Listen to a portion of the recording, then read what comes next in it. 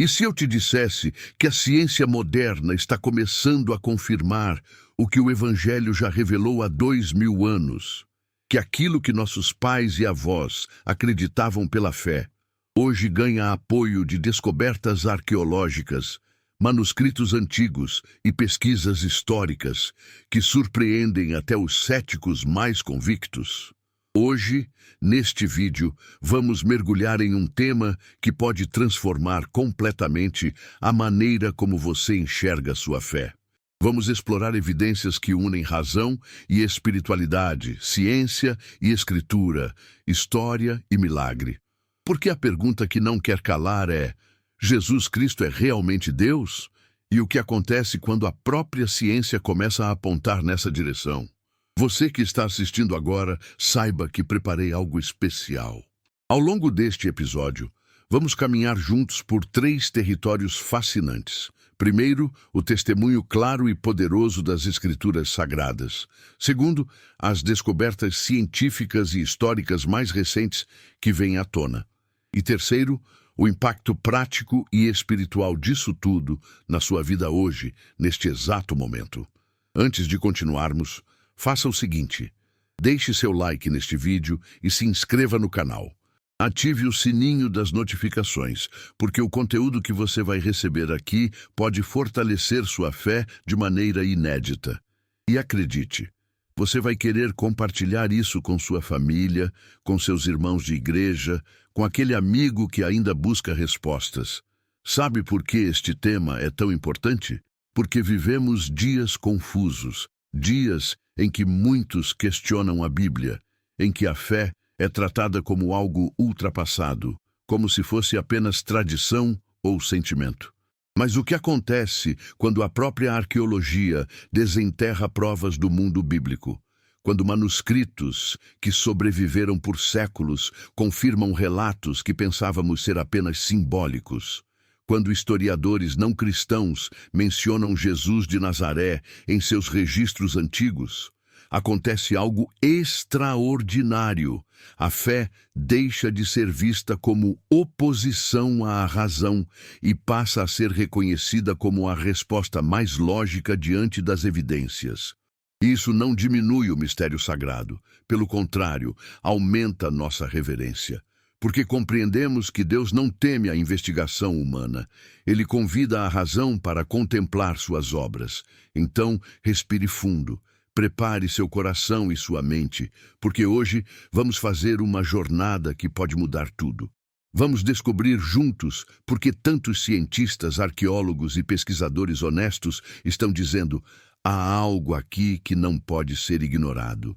E vamos ver como isso se conecta com a declaração mais ousada já feita na história da humanidade: eu e o Pai somos um. Fique comigo até o final, porque quando chegarmos ao último minuto deste vídeo, você vai entender por que a divindade de Cristo não é apenas uma doutrina teológica, é o fundamento de toda a nossa esperança. Antes de qualquer evidência arqueológica, antes de qualquer descoberta científica, existe uma fonte primária, sólida e confiável que sustenta a divindade de Jesus Cristo, a Palavra de Deus. E é dela que precisamos partir, porque nenhuma pesquisa humana tem mais peso do que o testemunho divino registrado nas Escrituras. Abra comigo o Evangelho de João, capítulo 1, versículo 1. No princípio era o Verbo, e o Verbo estava com Deus, e o Verbo era Deus.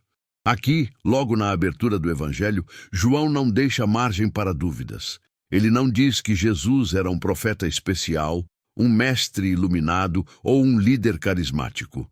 Ele afirma categoricamente: o Verbo, Jesus, era Deus. E continua no versículo 14.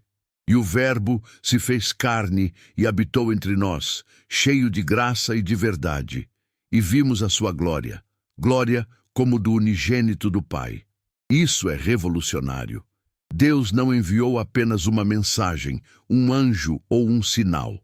Ele mesmo veio, vestiu-se de humanidade, caminhou entre nós. Agora vamos a Colossenses, capítulo 1, versículos 15 a 17.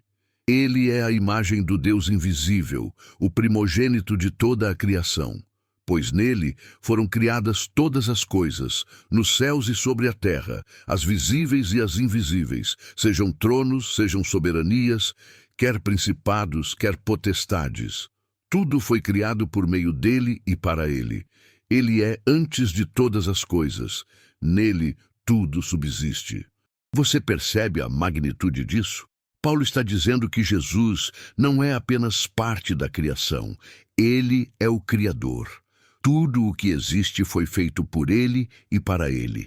Cada estrela que brilha no céu, cada átomo que forma a matéria, cada batida do seu coração neste momento, tudo subsiste nele.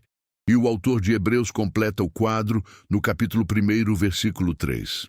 Ele, que é o resplendor da glória e a expressão exata do seu ser, sustentando todas as coisas pela palavra do seu poder, depois de ter feito a purificação dos pecados, assentou-se à direita da majestade, nas alturas. Resplendor da glória, expressão exata do ser de Deus. Sustenta todas as coisas. Esses não são títulos simbólicos, são declarações ontológicas. Elas falam sobre a própria natureza de quem Jesus é. Mas será que as primeiras comunidades cristãs entenderam isso? Sim. Desde o princípio, os discípulos e apóstolos proclamaram a divindade de Cristo. Não foi uma invenção de concílios posteriores, foi o coração da mensagem apostólica. Tomé, ao ver o Cristo ressurreto, exclamou: Senhor meu e Deus meu. Pedro confessou: Tu és o Cristo, o Filho do Deus vivo. Paulo escreveu aos Filipenses que Jesus, subsistindo em forma de Deus, não julgou como usurpação o ser igual a Deus. Estudiosos e teólogos, ao longo de 2 milênios, examinaram essas passagens.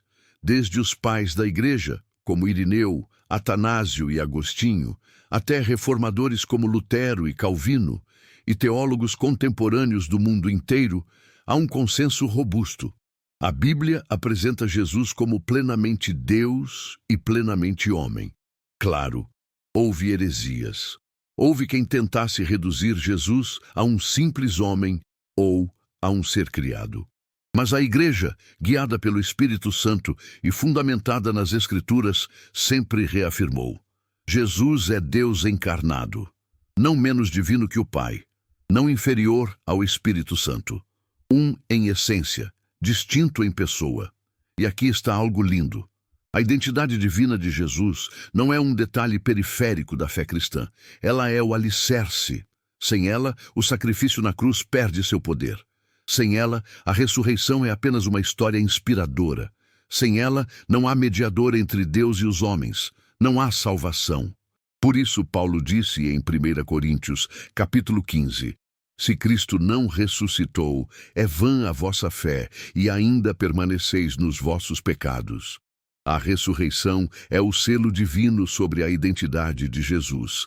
E essa identidade atravessa toda a narrativa bíblica, desde Gênesis, onde o Verbo cria, até Apocalipse, onde o Cordeiro é adorado juntamente com aquele que está no trono.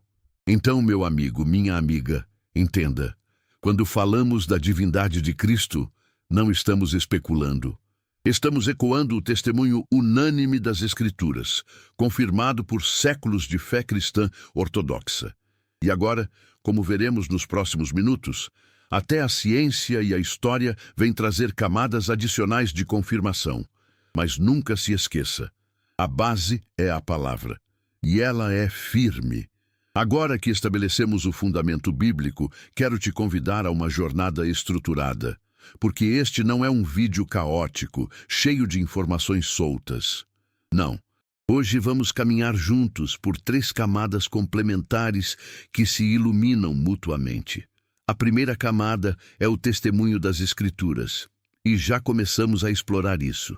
A Bíblia é nossa bússola, nosso mapa principal. Ela nos revela quem Jesus é, o Verbo eterno, o Criador, o Redentor, o Juiz, o Rei dos Reis. Sem esse testemunho inspirado pelo Espírito Santo, estaríamos perdidos em teorias humanas. Mas com ele, temos certeza. A segunda camada é formada pelas novas descobertas científicas e históricas. Nos últimos 100 anos, a arqueologia bíblica avançou de maneira impressionante. Cidades mencionadas nos evangelhos foram escavadas. Manuscritos antigos do Novo Testamento foram encontrados. Inscrições e artefatos que confirmam costumes, nomes e lugares descritos na Bíblia vieram à luz. E o mais fascinante, até historiadores não cristãos da antiguidade mencionaram Jesus de Nazaré. Vamos falar sobre isso com prudência e honestidade. A ciência não prova a fé, porque fé, por definição, transcende o método científico. Mas, frequentemente, a ciência confirma o contexto histórico e a plausibilidade dos relatos bíblicos. E isso é significativo, porque mostra que o cristianismo não é baseado em mitos inventados, mas em eventos reais que ocorreram no tempo e no espaço. A terceira camada é a aplicação espiritual para os dias de hoje. De que adianta saber que Jesus é Deus, se isso não transforma minha vida? Se não muda meu relacionamento com Ele? Se não traz paz ao meu coração aflito, direção às minhas decisões, esperança diante do medo do futuro? Por isso, ao longo deste vídeo, vamos sempre fazer essa ponte, Bíblia e vida atual, revelação e experiência, doutrina e devoção. Porque o Deus que se revelou nas páginas das Escrituras é o mesmo que quer se revelar no seu dia a dia, nas suas lutas, nas suas vitórias, nas suas dúvidas. Então, prepare-se. Nos próximos minutos vamos visitar Cafarnaum no primeiro século e ver Jesus exercendo sua autoridade divina. Vamos analisar evidências arqueológicas que surpreendem até os céticos. Vamos contemplar o túmulo vazio e entender por que a ressurreição é o maior sinal da divindade de Cristo. E, finalmente, vamos responder à pergunta mais importante: se Ele é realmente Deus, o que muda na minha vida hoje? Essa jornada exige de nós 3 coisas: coração aberto, mente atenta e espírito disposto a adorar. Porque não estamos aqui para alimentar curiosidade intelectual apenas. Estamos aqui para encontrar a verdade, e a verdade é uma pessoa. Então, respire fundo mais uma vez, afaste as distrações. E vamos juntos, passo a passo, descobrir o que acontece quando fé, razão e coração se encontram diante da pergunta mais crucial da história: Jesus é Deus? A resposta vai muito além de um simples sim. Ela transforma tudo. Vamos agora voltar no tempo. Feche os olhos por um instante e imagine comigo. Estamos em Cafarnaum, uma pequena cidade às margens do Mar da Galileia, no coração do ministério de Jesus. O sol da manhã ilumina as ruas estreitas de pedra. O cheiro de peixe fresco mistura-se ao aroma de pão assado. Crianças correm, comerciantes negociam, a vida pulsa. Mas hoje há algo diferente. Uma multidão se aglomera ao redor de uma casa. As pessoas se espremem na porta, se amontoam nas janelas. Alguns sobem nos muros vizinhos para tentar ver o que está acontecendo.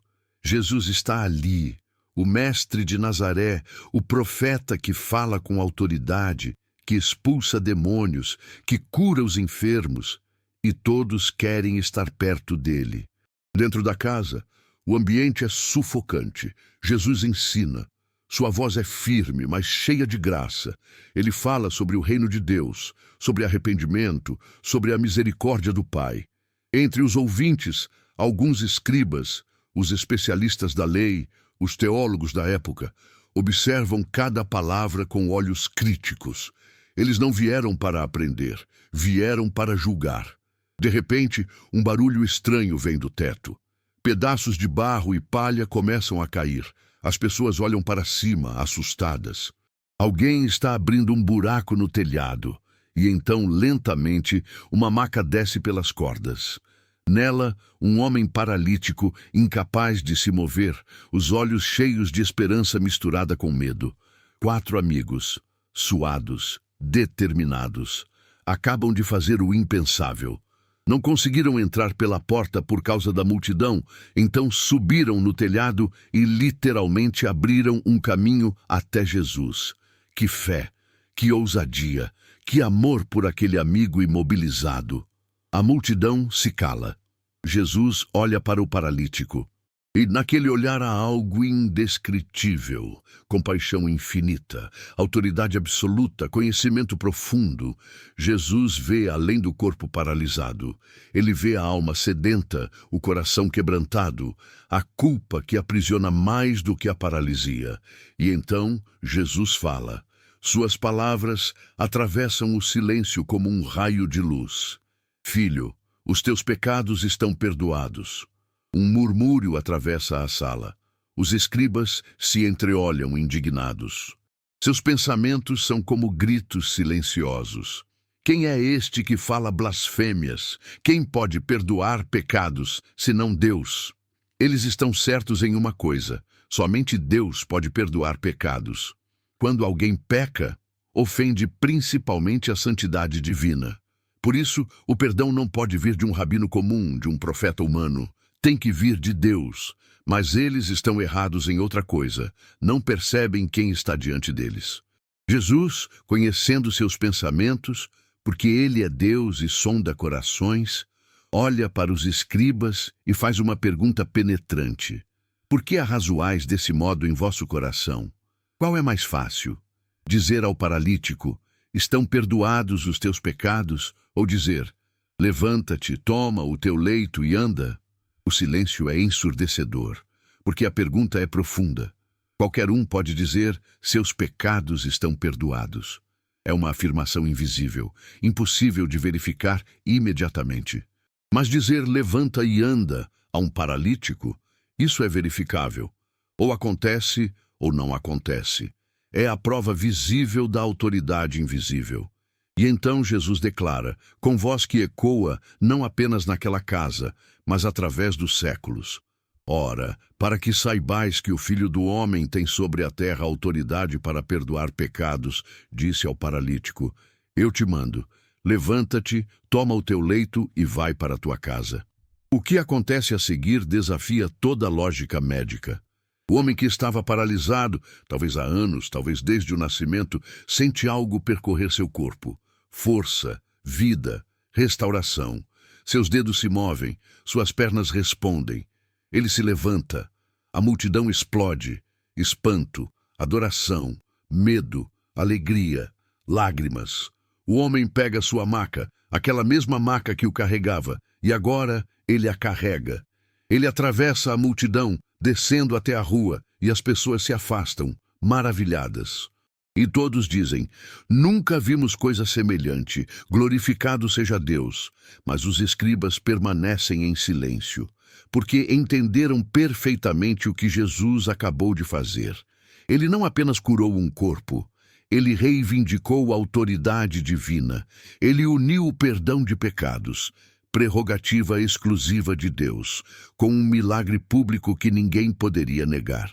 Jesus acabou de dizer, sem palavras, mas com um ato poderoso, eu sou Deus, e tenho autoridade tanto sobre a alma quanto sobre o corpo.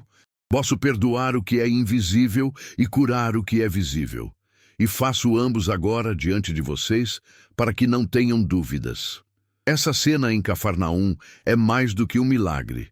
É uma revelação. É Jesus afirmando sua divindade não através de discursos filosóficos, mas através de poder real, transformador, inegável. E a pergunta que fica é, você, assim como aquela multidão, reconhece quem ele é? Agora vamos fazer uma transição importante. Saímos de Cafarnaum no primeiro século e chegamos aos laboratórios, bibliotecas e sítios arqueológicos do século XX e XXI. Porque algo fascinante tem acontecido. A ciência moderna, quando conduzida com honestidade e rigor, frequentemente encontra a fé em pontos de confirmação surpreendentes. Deixe-me ser claro desde o início. A ciência não prova a divindade de Jesus Cristo. Essa é uma verdade espiritual que se discerne pela fé, revelada nas Escrituras e confirmada pelo Espírito Santo no coração dos crentes.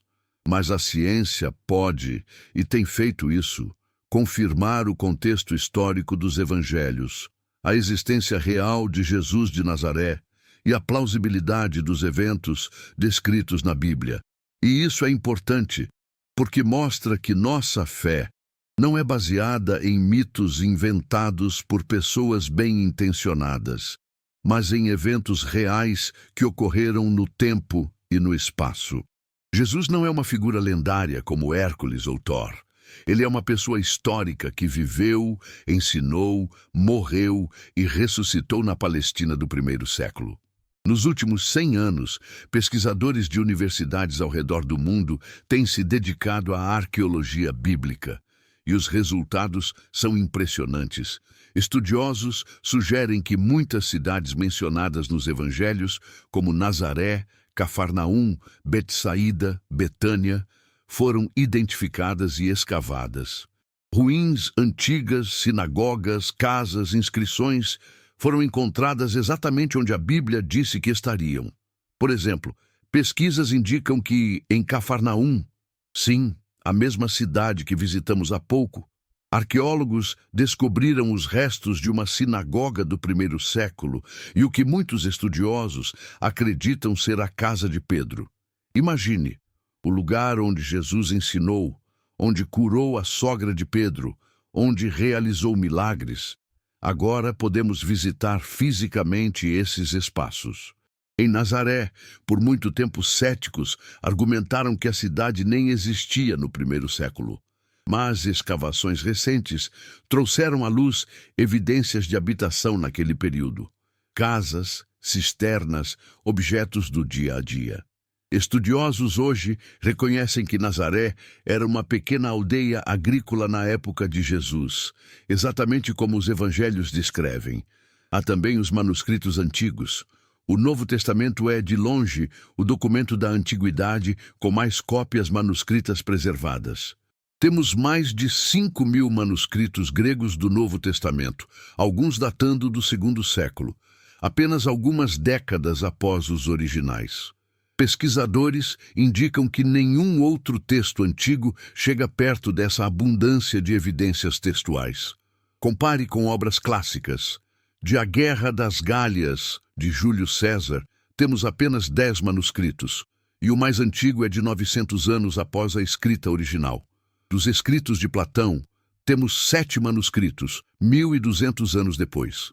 Mas do Novo Testamento, milhares de cópias, muitas muito próximas aos eventos descritos. E o que isso significa? Significa que os evangelhos não são lendas que se desenvolveram ao longo de séculos. São relatos que circularam rapidamente enquanto testemunhas oculares ainda estavam vivas. Estudiosos sugerem que isso torna muito difícil a hipótese de que tudo foi inventado, porque haveria pessoas capazes de desmentir as histórias se fossem falsas. Mas há mais. Historiadores não cristãos da antiguidade também mencionaram Jesus. Flávio Josefo, um historiador judeu do primeiro século, escreveu sobre Jesus em suas Antiguidades Judaicas. Tácito, um historiador romano, mencionou Cristo e sua execução sob Pôncio Pilatos. Plínio, o jovem, descreveu como os cristãos adoravam Cristo como Deus. Suetônio mencionou distúrbios entre judeus em Roma por causa de Crestus, provavelmente uma referência a Cristo. São menções breves, é verdade, mas significativas, porque vêm de fontes que não tinham nenhum interesse em promover o cristianismo. Pelo contrário, alguns eram hostis. Ainda assim, confirmam a existência histórica de Jesus e o impacto extraordinário que ele causou. Agora, aqui está a ponte com a atualidade. Vivemos em uma época onde há uma falsa dicotomia entre fé e razão. Muitos pensam que para ser cristão, você precisa desligar o cérebro, aceitar cegamente sem questionar. Mas isso não é verdade. A fé cristã convida à investigação. Jesus disse: "Conhecereis a verdade, e a verdade vos libertará." Ele não temia perguntas. Ele encorajava a busca sincera. E o que descobrimos quando buscamos com honestidade? Que fé e razão não são inimigas, são amigas. Que a ciência, quando bem conduzida, não destrói a fé, a fortalece. Você que talvez tenha dúvidas, que luta para conciliar o que aprendeu na escola com o que ouviu na igreja, saiba disso. Você não precisa escolher entre ser inteligente e ser cristão. Alguns dos maiores cientistas da história foram cristãos devotos. Isaac Newton, Blaise Pascal, Gregor Mendel, Francis Collins, geneticista que liderou o projeto Genoma Humano e é cristão até hoje. Por quê? Porque eles entenderam que a ciência estuda o como da criação, enquanto a fé responde ao quem e ao porquê. E ambos apontam para o mesmo Criador. Então, quando você ouve sobre novas descobertas que confirmam o contexto bíblico, não se surpreenda. Espere por isso, porque o Deus que inspirou as Escrituras é o mesmo que criou o universo que a ciência investiga. E a verdade nunca contradiz a verdade. Jesus é Deus. E cada nova escavação, cada manuscrito descoberto, cada pesquisa honesta é mais um tijolo no edifício de confirmações que cercam essa verdade central. Não estamos crendo em fábulas, estamos crendo na verdade que se fez carne e habitou entre nós. Vamos agora organizar de forma didática e equilibrada as principais evidências históricas e científicas que cercam a pessoa de Jesus Cristo. E vamos fazer isso com prudência, reconhecendo tanto as fortalezas quanto as limitações do que sabemos. Primeira evidência: a abundância de manuscritos antigos. Como mencionei, temos mais de 5.000 manuscritos gregos do Novo Testamento, além de milhares de traduções antigas em latim, siríaco, copta e outras línguas. Estudiosos indicam que isso nos permite reconstruir o texto original com grande confiança. Pequenas variações existem entre os manuscritos, geralmente diferenças de ortografia ou ordem de palavras. Mas nenhuma doutrina central do cristianismo está em disputa por causa dessas variações.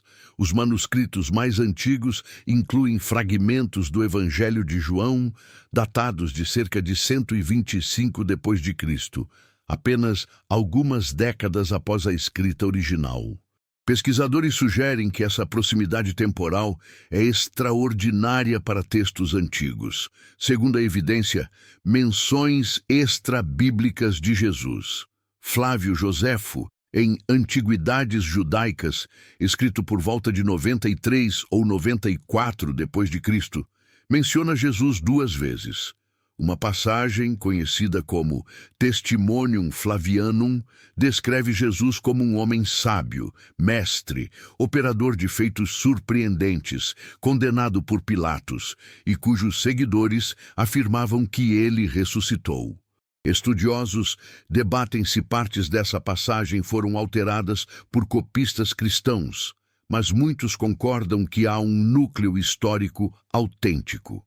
Tácito, historiador romano, escreveu por volta de 116 d.C. sobre o incêndio de Roma e mencionou que Nero culpou os cristãos. Ele explicou: Cristo, o fundador dessa seita, foi executado pelo procurador Pôncio Pilatos durante o reinado de Tibério.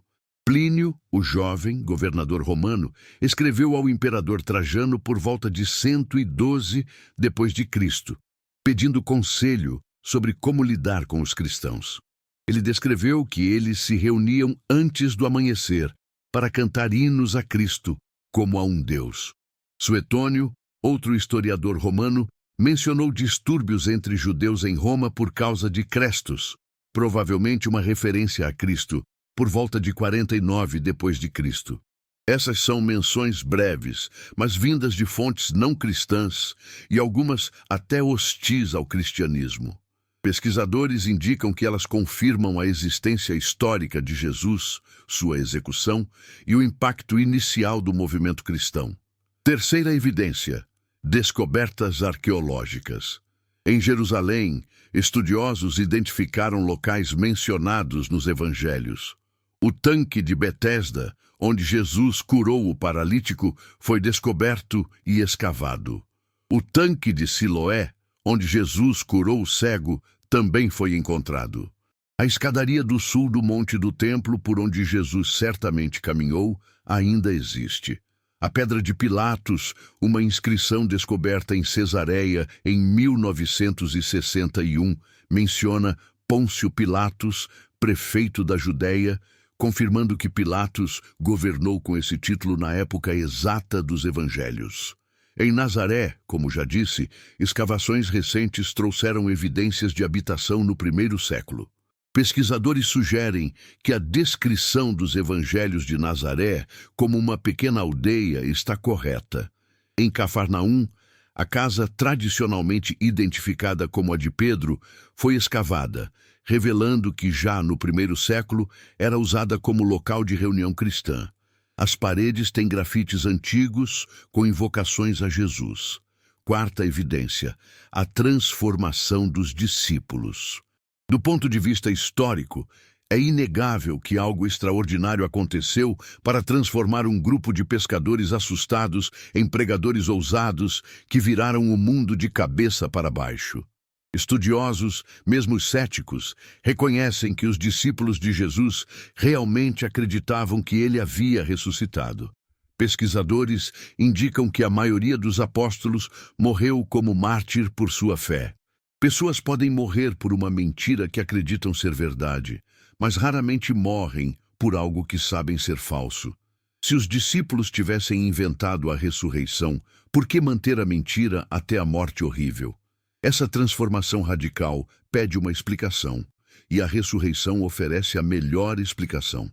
Quinta evidência, a expansão rápida do cristianismo. Em poucas décadas, o cristianismo se espalhou de Jerusalém até Roma, atravessando barreiras culturais, linguísticas e sociais. Pesquisadores sugerem que movimentos baseados apenas em mitos não se propagam tão rápida e profundamente, especialmente sob intensa perseguição. Os primeiros cristãos enfrentaram prisão, tortura e morte. Ainda assim, o movimento cresceu. Por quê? Porque eles tinham certeza de que Jesus realmente havia ressuscitado. Eles não estavam promovendo uma filosofia interessante. Eles estavam testemunhando um evento histórico que presenciaram. Agora, a prudência necessária. É importante dizer que a ciência não prova a fé. A ressurreição, por exemplo, é um evento sobrenatural que transcende a metodologia científica. A ciência lida com processos naturais repetíveis. Milagres, por definição, são intervenções divinas únicas. Portanto, nenhuma descoberta arqueológica pode forçar alguém a crer que Jesus é Deus. A fé envolve a abertura do coração, a iluminação do Espírito Santo, a resposta pessoal ao chamado divino. Mas o que a ciência pode fazer, e tem feito, é remover obstáculos intelectuais, mostrando que a fé cristã não é irracional ou baseada em mitos inventados. A ciência confirma o que a fé já sabia. Jesus de Nazaré foi uma pessoa real. Viveu na Palestina do primeiro século, causou impacto extraordinário, foi executado sob Pôncio Pilatos e seus seguidores estavam absolutamente convencidos de que ele ressuscitou dos mortos. E aqui está a frase que quero que você grave no coração. A ciência não prova a fé, mas frequentemente confirma o que a fé já sabia. Deus não teme a investigação honesta. Ele criou a razão humana e nos convida a usá-la. Quando estudamos história, arqueologia, manuscritos antigos, não estamos ameaçando a fé, estamos descobrindo novas camadas de confirmação sobre a confiabilidade das Escrituras. Então, se você é alguém que valoriza evidências, que gosta de pensar criticamente, que não quer simplesmente aceitar cegamente o que lhe disseram, ótimo! Você está em boa companhia. Investigue, pesquise, leia historiadores, visite museus, examine os manuscritos. E você descobrirá que a fé cristã resiste ao escrutínio. Mais do que isso, ela brilha sob investigação. E quando você junta todas essas evidências, os manuscritos, as menções extrabíblicas, as descobertas arqueológicas, a transformação dos discípulos, a explosão do cristianismo primitivo, o quadro que emerge é impressionante. Tudo aponta na mesma direção. Algo real, poderoso e sobrenatural aconteceu na Palestina do primeiro século. Esse algo tem um nome: Jesus Cristo, o Filho de Deus, ressurreto dos mortos, vivo para sempre. E agora, a pergunta não é mais se as evidências existem. A pergunta é: o que você vai fazer com elas? Vamos fazer uma pausa agora, respirar.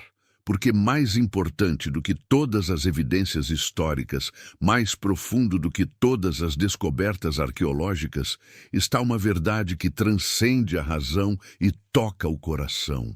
Deus escolheu habitar entre nós. Pense nisso por um momento. O Criador do universo, aquele que mantém as galáxias em órbita com sua palavra, aquele diante de quem os anjos se prostram em adoração contínua, ele não ficou distante.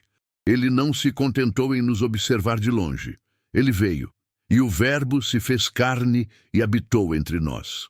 Essa frase de João, capítulo 1, versículo 14, é de uma beleza e profundidade impossíveis de esgotar. O Verbo, eterno, poderoso, Criador, se fez carne. Assumiu nossa humanidade, sentiu fome, sede, cansaço, experimentou alegria, tristeza, dor. Ele não veio como conquistador com exércitos, nem como rei com coroa de ouro. Veio como bebê, nascido em estábulo, envolto em panos, colocado em manjedoura. A humildade divina é de deixar sem palavras. E habitou entre nós. A palavra grega usada aqui, eskenou, significa literalmente armou sua tenda. É a mesma raiz da palavra para o tabernáculo do Antigo Testamento, onde a glória de Deus habitava no meio do povo de Israel. Agora, em Jesus, a glória de Deus não está apenas numa tenda de tecido. Está numa tenda de carne e osso, andando pelas ruas, tocando os leprosos, abençoando as crianças, comendo com pecadores. Ele é Deus conosco, Emanuel. Não Deus distante, não Deus indiferente, Deus perto, Deus acessível, Deus compreensivo. Você que carrega dores profundas, que luta com dúvidas, que se sente sozinho nas madrugadas, saiba disso. Jesus entende. Ele chorou junto ao túmulo de Lázaro.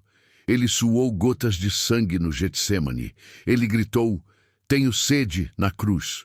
Ele não é um Deus que observa nosso sofrimento sem compreendê-lo. Ele o experimentou. Hebreus nos diz: não temos sumo sacerdote que não possa compadecer-se das nossas fraquezas. Antes, foi ele tentado em todas as coisas, à nossa semelhança, mas sem pecado. Jesus se identificou completamente conosco, exceto no pecado. Ele sabe o que é ser humano e por isso pode nos ajudar. A verdade se fez carne. Jesus não apenas ensinou a verdade, não apenas apontou o caminho.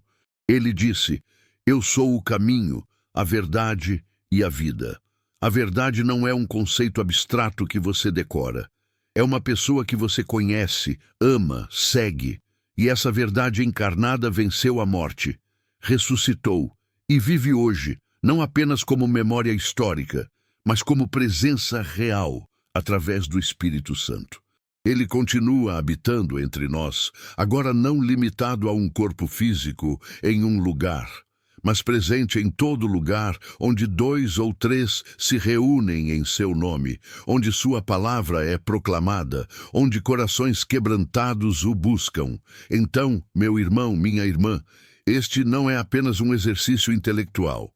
Não estamos aqui apenas para defender doutrinas ou debater teologia. Estamos aqui porque fomos tocados por aquele que veio habitar entre nós. Estamos aqui porque a glória de Deus brilhou no rosto de Jesus Cristo. Estamos aqui porque o amor divino se fez tangível, visível, palpável. E esse amor continua vivo, continua transformando, continua chamando. Talvez você esteja assistindo este vídeo em um momento difícil.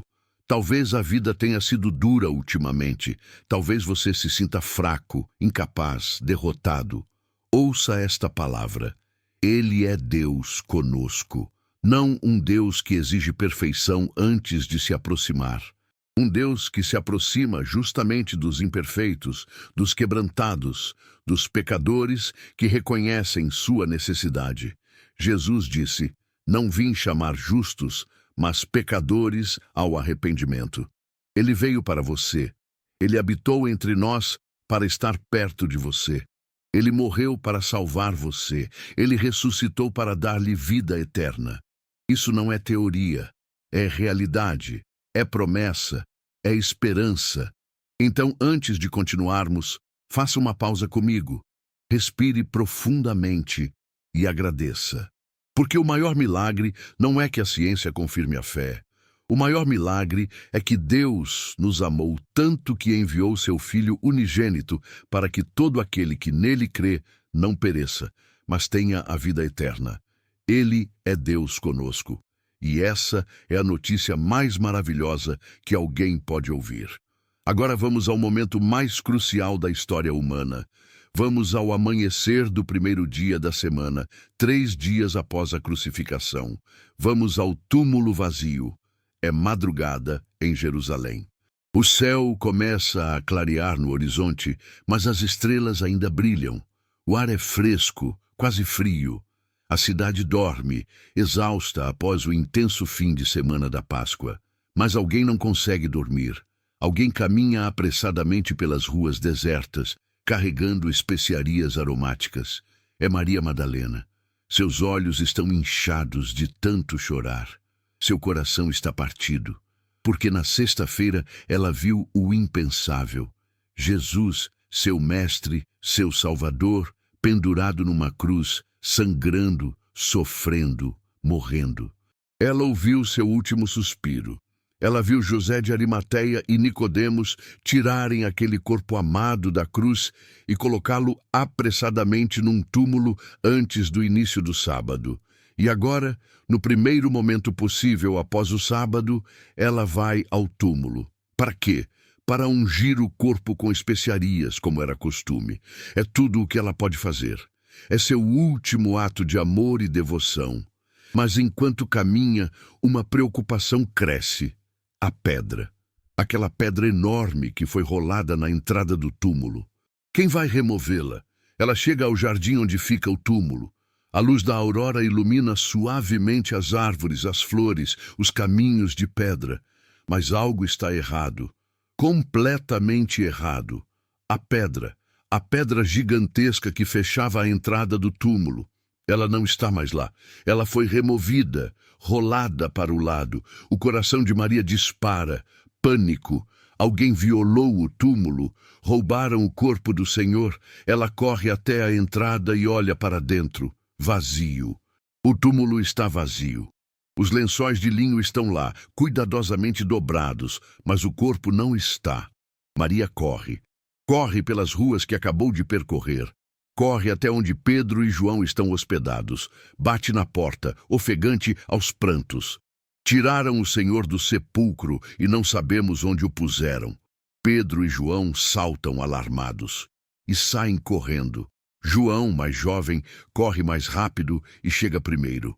Ele se inclina, olha para dentro do túmulo, vê os lençóis, mas não entra. Pedro, impetuoso como sempre, chega logo depois e entra direto no túmulo. E eles veem algo extraordinário. Os lençóis de linho que envolviam o corpo estão lá, mas não desordenados, como se alguém tivesse desembrulhado apressadamente. Eles mantêm a forma, como se o corpo tivesse simplesmente passado através deles. E o lenço que cobria a cabeça de Jesus está separado, dobrado cuidadosamente num lugar à parte. João entra também. E o Evangelho diz algo poderoso. Viu e creu. Naquele momento, diante daqueles lençóis vazios, algo clicou em seu coração. Jesus não foi roubado. Ladrões não teriam deixado os lençóis. muito menos os teriam dobrado com cuidado. Jesus ressuscitou, exatamente como disse que faria. Mas a história não termina aí. Pedro e João voltam para casa perplexos, tentando processar o que viram. Mas Maria Madalena fica. Ela está chorando junto ao túmulo. Ela se inclina para olhar dentro mais uma vez. E vê dois anjos vestidos de branco, sentados onde o corpo de Jesus havia estado, um à cabeceira e outro aos pés.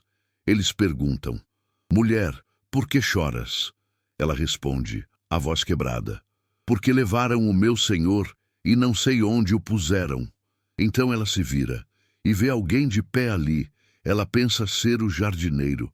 Através das lágrimas, ela pergunta: "Senhor, se tu o tiraste, dize-me onde o puseste, e eu o levarei." E então ele fala uma única palavra. Mas nessa palavra, todo o reconhecimento, todo o amor, toda a revelação, Maria, ela o reconhece instantaneamente. Aquela voz, aquele tom, é ele, Rabone, ela exclama: "Mestre, Jesus ressuscitou, ele está vivo, não é um fantasma, não é uma alucinação, é ele, em carne e osso, glorificado, mas real." E nos dias seguintes, ele aparece repetidas vezes, aos discípulos reunidos a portas fechadas, a Tomé, o cético, que coloca o dedo nas marcas dos pregos, aos 2 discípulos no caminho de Emaús, a mais de 500 irmãos de uma só vez, como Paulo registrará mais tarde. Ele come peixe na praia com eles, ele conversa, ele ensina, ele comissiona. A ressurreição não é um mito que se desenvolveu lentamente ao longo de gerações. É um evento que explodiu na história como um raio, transformando instantaneamente homens covardes em pregadores ousados, mulheres em choro em testemunhas radiantes. E aqui está o clímax teológico. A ressurreição é a prova suprema da divindade de Jesus. Paulo escreve em Romanos: Jesus foi designado Filho de Deus com poder, segundo o Espírito de Santidade pela ressurreição dos mortos. Qualquer um pode alegar ser Deus. Muitos ao longo da história fizeram essa alegação. Mas Jesus fez o que nenhum outro fez. Ele ressuscitou dos mortos por seu próprio poder. Ele disse: "Ninguém tira a minha vida de mim. Pelo contrário, eu espontaneamente a dou. Tenho autoridade para a entregar e também para reavê-la." E ele fez exatamente isso. 3 dias no túmulo. E então, pela sua própria autoridade divina, ele venceu a morte. Ele quebrou os grilhões do sepulcro. Ele emergiu vitorioso, trazendo consigo as chaves da morte e do inferno. O túmulo vazio não é apenas evidência histórica. É a declaração mais poderosa já feita sobre quem Jesus é. Ele não é apenas um profeta. Não é apenas um mestre. Não é apenas um mártir. Ele é o Senhor da vida. Ele é Deus encarnado. Ele é o vencedor da morte. E porque ele vive, você também viverá. Porque ele ressuscitou, sua fé não é vã. Porque o túmulo está vazio, há esperança para todo aquele que crê. Todas as teorias céticas desmoronam diante daquela pedra rolada. Os discípulos roubaram o corpo? Impossível. Havia guardas romanos e homens covardes que fugiram na prisão de Jesus não se tornariam subitamente ladrões de túmulos. Jesus não morreu realmente? Absurdo! Um soldado romano atravessou seu lado com uma lança para ter certeza, e os executores profissionais de Roma não cometiam esse tipo de erro. Os discípulos alucinaram? Alucinações não aparecem para grupos de pessoas simultaneamente, não comem peixe, não podem ser tocadas. Não. A única explicação que se sustenta diante de todas as evidências é a mais simples e mais extraordinária. Jesus ressuscitou dos mortos. E esse túmulo vazio em Jerusalém mudou tudo. Mudou a história, mudou a eternidade, e pode mudar sua vida hoje, porque se Jesus venceu a morte, ele pode vencer qualquer coisa que você esteja enfrentando. Se ele ressuscitou, Nenhum problema é grande demais, nenhuma dor é permanente demais, nenhuma situação é impossível demais. O túmulo está vazio, e isso muda tudo. Chegamos agora ao ponto mais pessoal deste vídeo.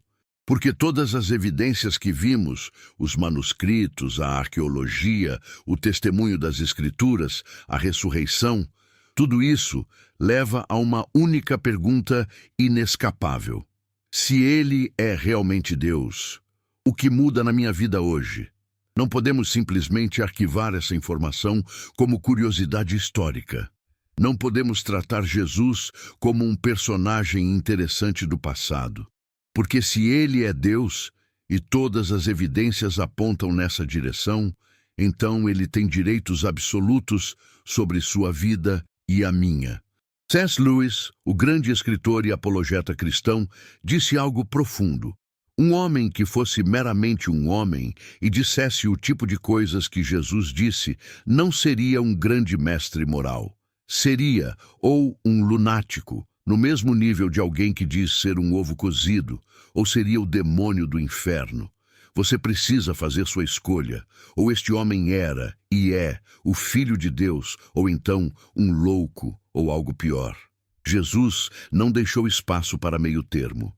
Ele alegou ser Deus. Ele perdoou pecados.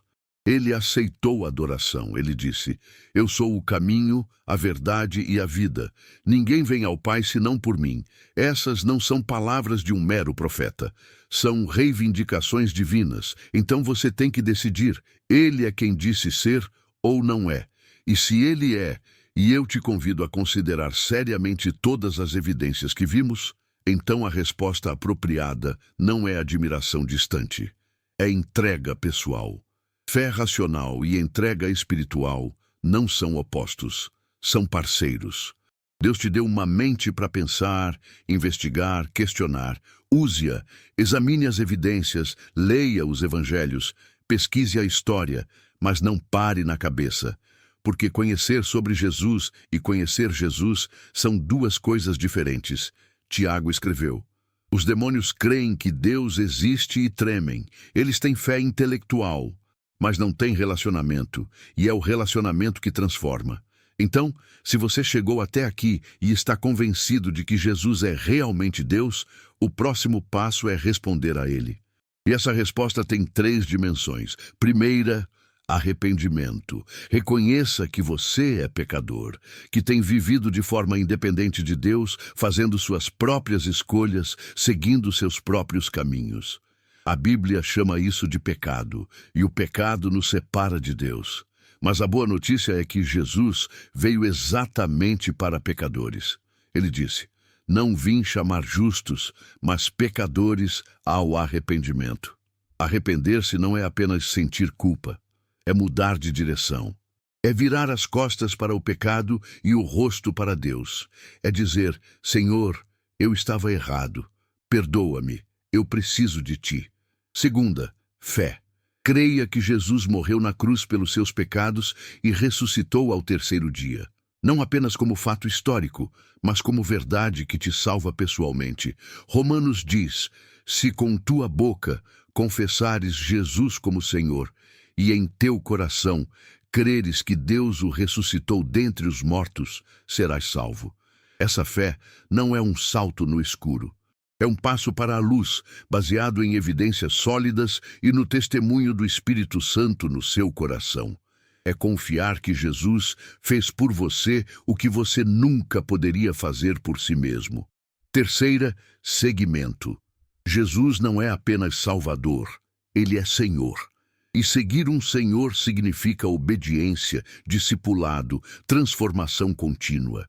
Significa ler sua palavra, orar, congregar com outros cristãos, servir, dar testemunho. Significa permitir que Ele mude sua maneira de pensar, de agir, de viver. Não será fácil. Jesus nunca prometeu vida fácil. Ele prometeu vida abundante. Ele prometeu sua presença constante. Ele prometeu que nunca nos abandonaria. E prometeu vida eterna. Então, o que muda se Ele é Deus? Tudo muda. Seu propósito, suas prioridades, seus valores. sua perspectiva sobre sofrimento, sobre alegria, sobre o futuro. Você deixa de viver para si mesmo e passa a viver para aquele que morreu e ressuscitou por você. Suas manhãs começam com oração, buscando direção dele para o dia. Suas decisões são filtradas pela pergunta: o que Jesus faria? O que glorifica a Deus? Suas relações mudam, porque você começa a amar as pessoas do jeito que ele ama, com paciência, perdão, sacrifício. Seu medo do futuro diminui, porque você sabe que está nas mãos de um Deus soberano que venceu a morte. Suas lutas não desaparecem, mas você não está mais sozinho nelas. Ele é Deus conosco, sempre, em cada vale, em cada tempestade, em cada alegria. E sua esperança deixa de estar nesta vida. Você passa a viver com os olhos na eternidade, sabendo que este mundo não é seu lar final. Você é peregrino, cidadão do céu, aguardando o retorno do Rei. Práticas que eu te encorajo a adotar. Leia os evangelhos. Comece com João. Leia devagar, meditando. Não apenas para adquirir conhecimento, mas para conhecer a Jesus. Ore diariamente. Não precisa ser longa. Pode ser simples, mas sincera. Fale com Deus como você falaria com um pai amoroso. Busque uma igreja saudável. Você não foi chamado para caminhar sozinho. O corpo de Cristo é essencial para seu crescimento. Peça discernimento ao Espírito Santo. Ore para que ele ilumine as Escrituras, guie suas decisões, transforme seu caráter e repita este loop em sua mente e coração. Ele é Deus conosco. Quando acordar, quando tiver medo, quando se sentir fraco, quando celebrar vitórias. Ele é Deus conosco. Isso muda tudo. A evidência de que Jesus é Deus não é apenas para convencer sua mente, é para transformar sua vida. Porque conhecer a verdade, e a verdade é uma pessoa, te liberta. Então, hoje, agora, responda. Ele está chamando. Ele é Deus conosco, e Ele quer estar com você, para sempre. Chegamos ao final desta jornada extraordinária. E que jornada foi, não é mesmo? Começamos com uma provocação. E se a ciência moderna estivesse confirmando o que o Evangelho já revelou há 2000 anos? E descobrimos que, de fato, fé e ciência não são inimigas. Elas são testemunhas do mesmo Criador. Testemunhas de que Jesus Cristo é realmente Deus encarnado. Caminhamos pelas Escrituras, vendo João proclamar: o Verbo era Deus. Paulo declarar: nele foram criadas todas as coisas.